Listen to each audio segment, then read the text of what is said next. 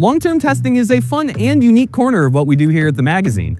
Every vehicle in our long-term stable undergoes 40,000 miles of daily life just to see what it's like to live day in, day out with a vehicle a bit longer than our standard press loans.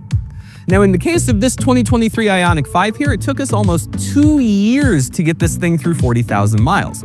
A short range will do that, but now the test is complete, so it's time to tell you what we've learned.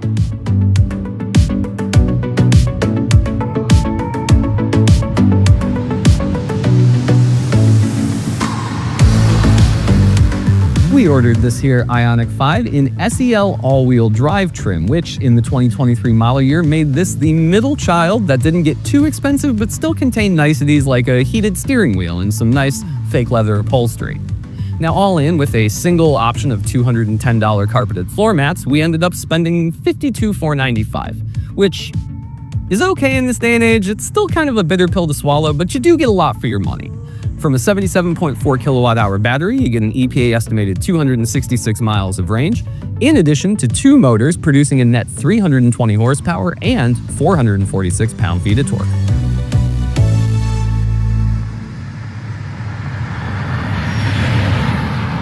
With a set of factory-fresh all-season tires installed, we took our brand-new Hyundai IONIQ 5 to the test track, where we put down a ripping 4.4-second 60-mile-an-hour sprint, which is no joke for a family car.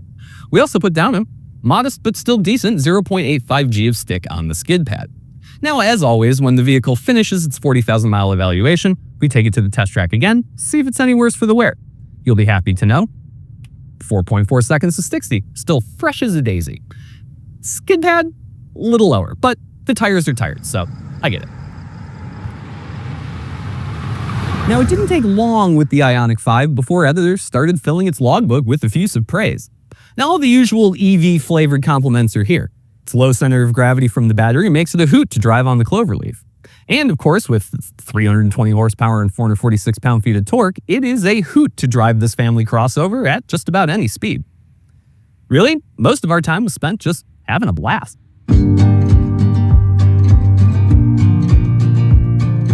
Yet another high point in the IONIQ 5 logbook, time and time again, was interior storage space.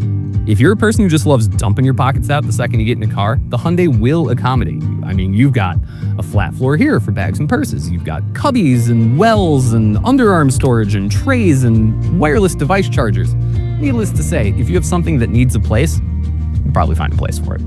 I mean, heck, fold the seat flat, which takes no time at all, and you've basically got enough space in the back half of this thing for a studio apartment, which is what our road warrior Jacob did, residing in the back of the IONIQ 5 for a couple of days using nothing but the vehicle's utility mode, which allows high voltage things like climate control or USB ports for charging your phone to still function. In conjunction with the larger 77.4 kilowatt-hour battery, Jacob had no problem turning this thing into something that costs about as much as your average Brooklyn studio.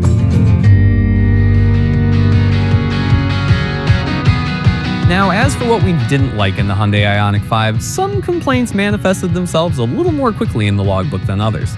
Take the rear windshield, for example. There is no wiper. Hyundai didn't see fit to add one. As a result, anytime you're in any sort of inclement weather, it just covers the back glass and you can't see squat. It's kind of annoying. But thankfully, Hyundai fixed that for model year 25 by finally adding rear wiper back there. Sadly, no matter how much we whinged and cried and opened our pocketbooks, Hyundai just wouldn't sell us a retrofit. The IONIQ 5's infotainment system is easy to master, but it's not exactly perfect.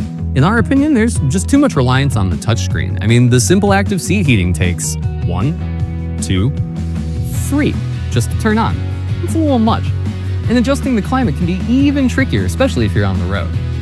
Now, in terms of non-ergonomic related things, we did have one small issue in here. The wiring harness seems to have picked up a couple ghosts along the way. The parking sensors love telling us that there's something in front of the vehicle when we're stopped, when, frankly, there isn't. We also had a couple problems related to charging.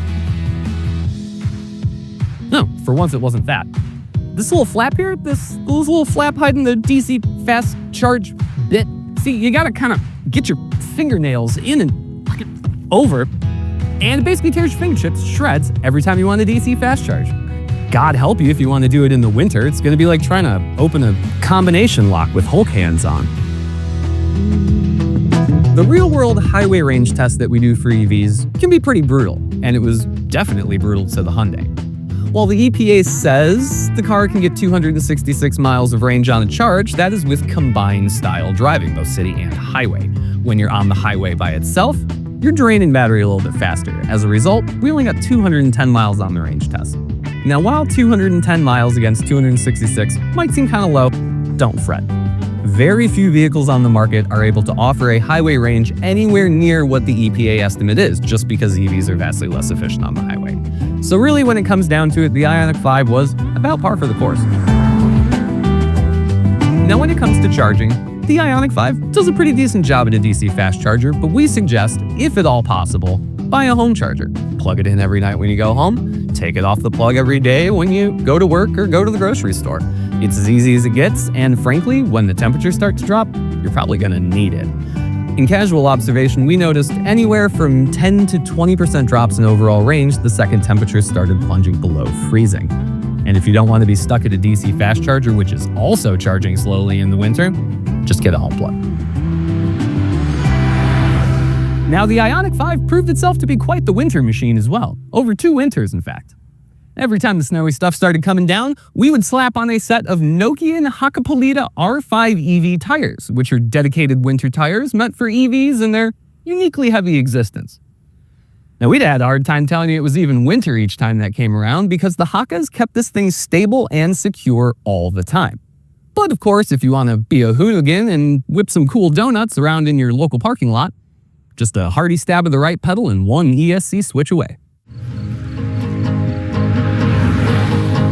EV manufacturers love to tout just how little maintenance their vehicles require, especially in the early stages of ownership, and the IONIQ 5 was no different. Over the first 40,000 miles, we spent a whopping $82 on service, comprising a single trip to the dealer between 10 and 20,000 miles. And really, the trip to the dealer wasn't that crazy. All we did was a tire rotation and the cabin air filter change. Stuff that you could easily do yourself at home.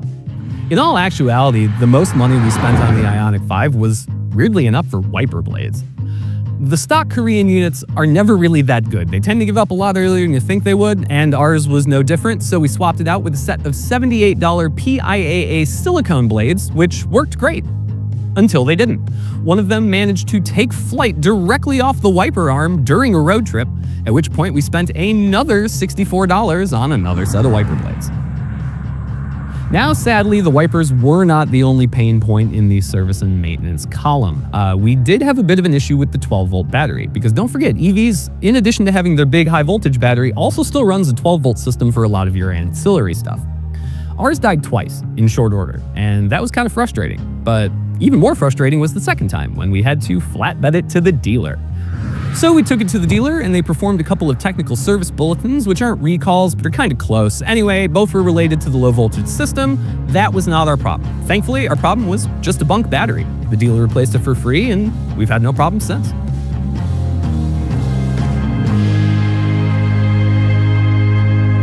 Now, throughout our entire long-term experience with the IONIQ 5, one friend was always there for us: the trunk clunk. Early on in the loan, the IONIQ 5 developed a clunk somewhere between about here and about there, making it sound like a loose charging cable was just kind of bouncing around the trunk every time we drove over, bumps, humps, what have you. And we took it to the dealer, and they executed their official remedy, which was to beat this striker with a hammer and a pry bar, and that did fix it for maybe a couple of weeks. Then it came back, and we never fixed it. Now, other than functioning as a 2-year running stage production of The Telltale Heart, we really enjoyed our time with the Hyundai IONIQ 5. It provided near negligible service costs over its 40,000 miles, with the only real financial pain point being the incredible flying windshield wiper out front. But honestly, when it comes down to it, the IONIQ 5 took a licking and kept on ticking. Its pleasant but powerful demeanor never changed over the course of our 40,000 miles, whether we were doing road trips or grocery store runs. I mean, heck, it'll even function as AirSat's housing in a pinch. And now you can finally get one with a rear wiper.